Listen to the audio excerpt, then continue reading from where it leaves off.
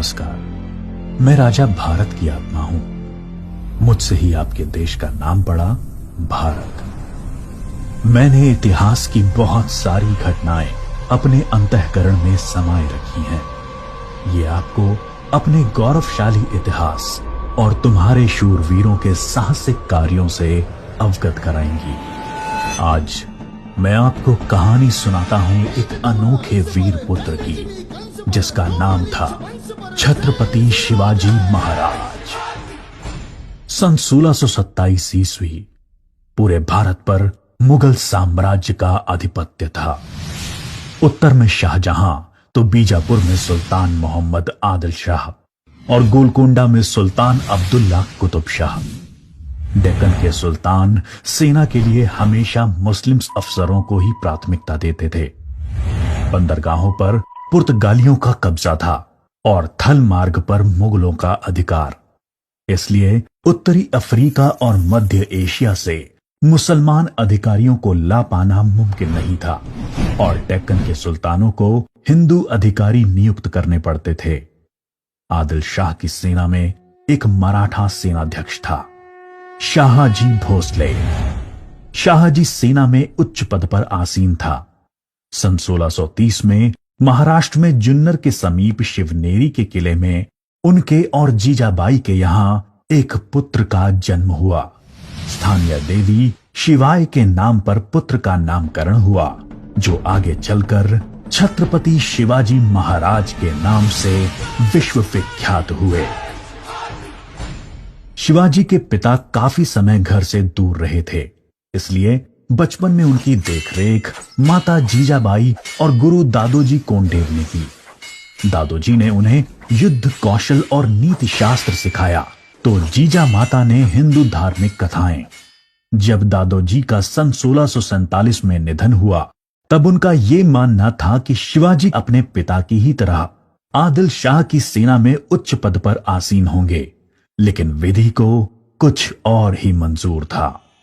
सन 1646 के समय भारत में किसी हिंदू शासक का अपना स्वतंत्र राज्य स्थापित कर पाने के लिए इन तीन परिस्थितियों का पूरा होना जरूरी था। एक, कि वो शक्तिशाली साम्राज्यों के केंद्र से दूर हों, जमीन खेती के लिए अनुपयोगी हो और जंगलों से घिरा हुआ हो, ताकि छापामार युद्ध या गुरिल्ला वॉरफेयर करा जा सके। ये परिस्थितियां 1646 में शिवाजी के लिए अनुकूल बनी, जब उन्होंने स्थानीय किसानों मावली के समर्थन से अपनी सेना का निर्माण किया। शिवाजी को भली भांति याद था कि किसी भी साम्राज्य को स्थापित करने के लिए किलों की क्या महत्व है, इसलिए सिर्फ 15 साल की उम्र में ही उन्होंने आदिल शाही अधिकारियों को रिश्वत देकर तोड़ना, चाकन एवं कोंडना किलों को अपने अधिकार में कर लिया। इसके बाद उन्होंने आबाजी सोमदेव की मदद से थाना, कल्याण और भिवंडी के किलों को मुल्ला अहमद से छीनकर अपने अधिकार में कर लिया। इन घटनाओं से आदिल शाही साम्राज्य में हड़कंप मच गया। शिवाजी को रोकने के लिए उनके पिता को गिरफ्तार कर लिया गया। इसलिए शिवाजी ने अगले 7 बरस तक आदिल शाह पर सीधा आक्रमण नहीं किया। शिवाजी ने यह समय अपनी सेना को बढ़ाने और प्रभावशाली देशमुखों को अपनी ओर करने में लगाया।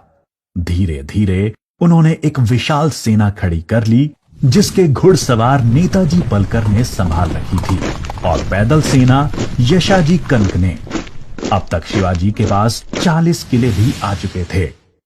शिवाजी के बढ़ते प्रभाव को रोकने के लिए सन 1659 में बीजापुर की बड़ी साहिबा ने अफजल खान को 10,000 सिपाहियों के साथ शिवाजी पर आक्रमण करने का हुक्म दिया। अफजल खान अपनी क्रूरता और ताकत के लिए जाना जाता था। उसने शिवाजी को खुले युद्ध करने के लिए उकसाने के लक्ष्य से बहुत सारे मंदिरों को तोड़ डाला और कई बेगुनाह नागरिकों का कत्ल कर डाला। लेकिन शिवाजी ने चतुराई और रण कौशल का परिचय देते हुए छापामार पद्धति से युद्ध चालू रखा। इस समय वो प्रतापगढ़ किले में रहे, जो कि चारों तरफ से घने जंगलों से घिरा हुआ था। अंत में अफजल खान ने शिवाजी को धोखे से मारने की साजिश रची। उसने शिवाजी को मिलने का न्योता भेजा। जब वो मिले अफजल खान ने अपनी मजबूत पकड़ में शिवाजी को दबाकर मार डालने का प्रयास किया। शिवाजी पहले से तैयार थे। अपने छुपाकर रखे हुए बाग नाका से उन्होंने अफजल खान का पेट ही चीर डाला, जो कि उनसे 2 गुना विशालकाय था। इसके बाद प्रतापगढ़ की लड़ाई में शिवाजी ने अफजल खान की सेना को करारी मात दी। शक्तिशाली अफजल खान की हार से बीजापुर का सुल्तान स्तब्ध रह गया। अब की बार रुस्तम जमान को भेजा गया।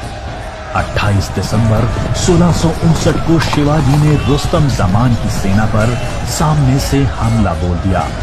साथ ही उनकी सेना की 2 और टुकड़ियों ने दोनों दिशाओं से रुस्तम की फौज पर आक्रमण कर दिया। रुस्तम जमान शर्मिंदाजनक स्थिति में लड़ाई के मैदान से अपनी जान बचाकर भाग गया। सन 1660 में आदिल शाह ने अपने सेनापति सिद्दी जौहर को शिवाजी पर हमला करने के लिए भेजा। शिवाजी पन्हाला किले में थे और सिद्दी जौहर की सेना ने किले को चारों ओर से घेर लिया। शिवाजी ने सिद्दी जौहर को मिलने का न्योता दिया और जब वो मिले, आदिल शाह को संदेश भिजवा दिया कि सिद्दी जौहर उनसे गद्दारी कर रहा है। इससे आदिल शाह और सिद्दी जौहर के बीच लड़ाई छिड़ गई, जिसका फायदा उठाकर शिवाजी एक रात अपने 5000 सिपाहियों के साथ पन्हाला किले से बाहर निकल आए। बाजी प्रभु देशपांडे ने न सिर्फ सिपाहियों के साथ दुश्मन सेना को उलझाए रखा, जिसकी वजह से शिवाजी सकुशल विशालगढ़ पहुंच गए। इस लड़ाई में बाजी प्रभु देशपांडे को अपने प्राणों से हाथ धोना पड़ा। उनको महाराष्ट्र के इतिहास में एक महान योद्धा माना जाता है। इसके बाद बीजापुर की बड़ी बेगम ने औरंगजेब से शिवाजी को पकड़ने के लिए विनती करी। उसने अपने मामा शाइस्ता खान को 1,50,000 सैनिकों के साथ शिवाजी से युद्ध करने भेजा।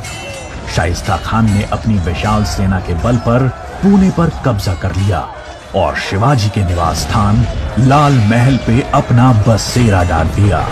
शिवाजी ने चालाकी से अपने 400 सिपाहियों के साथ शादी के बारातियों के वेश में पुणे में प्रवेश कर लिया। रात के समय उन्होंने सीधे शाइस्ता खान के ऊपर खतरनाक हमला बोला। खान ने खाकी से कूदकर अपनी जान बचा ली, पर शिवाजी की तलवार की वार से अपनी 3 उंगलियां गंवा बैठा। उंगली तो गई और इज्जत भी। फिर शिवाजी ने सन 1664 में मुगल व्यवसायी केंद्र सूरत पर आक्रमण करके उसको तहस नहस कर डाला।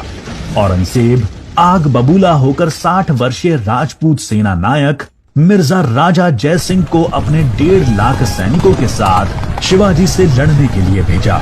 इस युद्ध में शिवाजी की हार हुई और उन्हें अपने 23 किले और 4 लाख की मुद्रा हर्जाने के रूप में देनी पड़ी। उन्हें अपने 9 वर्ष के पुत्र संभाजी के साथ आगरा जाना पड़ा। शिवाजी को नियंत्रित रखने के लिए पहले यह तय हुआ कि उन्हें मुगल दरबार में कोई पद दिया जाए, लेकिन औरंगजेब ने उसको बदलकर शिवाजी को घर में कैद करने का आदेश दे दिया। औरंगजेब नहीं जानता था कि यह गलती बहुत महंगी पड़ेगी। शिवाजी ने बीमारी का बहाना बनाया और अपने स्वास्थ्य को ठीक करने के आशीर्वाद के लिए साधु संतों और फकीरों को रोजाना मिठाई और उपहार भेजने की इच्छा जताई। एक दिन वो खुद श्रमिक के भेष में सामान के डब्बे में संभाजी को छुपाकर बाहर निकल आए। वो मथुरा, काशी, गया, पुरी के बाद गोलकोंडा और बीजापुर होते हुए रायगढ़ पहुंच गए। 1670 तक शिवाजी ने कई लड़ाइयां लड़ते हुए 4 महीनों के भीतर अपने राज्य का बड़ा हिस्सा मुगलों से स्वतंत्र करा लिया।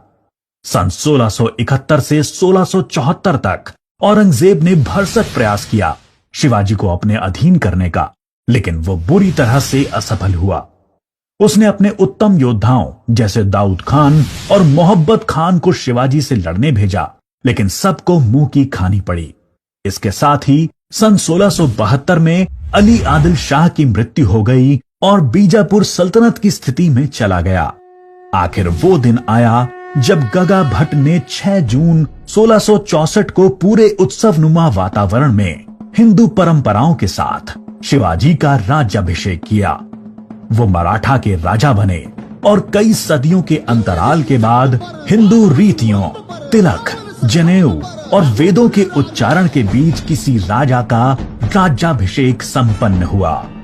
शिवाजी की महानता सिर्फ उनकी बहादुरी और युद्ध कौशल में ही नहीं थी, वो एक योग्य प्रशासक भी थे। उन्होंने धर्म के आधार पर कभी किसी के साथ पक्षपात नहीं किया।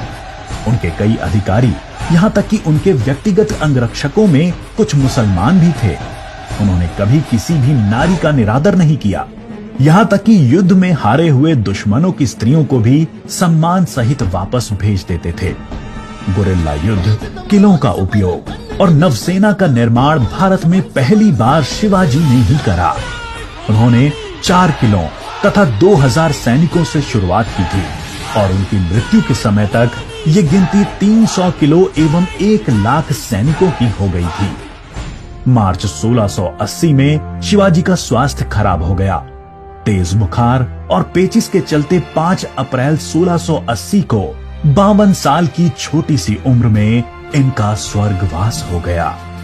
औरंगजेब ने सोचा कि शिवाजी की मृत्यु के बाद मराठा राज्य खत्म हो जाएगा, लेकिन ऐसा हुआ नहीं।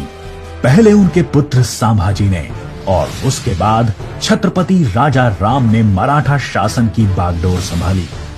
औरंगजेब को करीब 25 सालों तक मराठाओं के साथ युद्ध लड़ना पड़ा, जिसकी वजह से वो अपनी मृत्यु के समय तक पूरी तरह से बर्बाद हो चुका था। शिवाजी ने जो मराठा राज्य की नींव रखी, वो आगे चलकर कर्नाटक से लेकर अटॉक पाकिस्तान तक फैल गई। शिवाजी जैसे मनुष्य कभी मरते नहीं, लेकिन लोगों के हृदय में अपने महान कार्यों, साहस और बलिदानों की वजह से हमेशा अमर रहते हैं।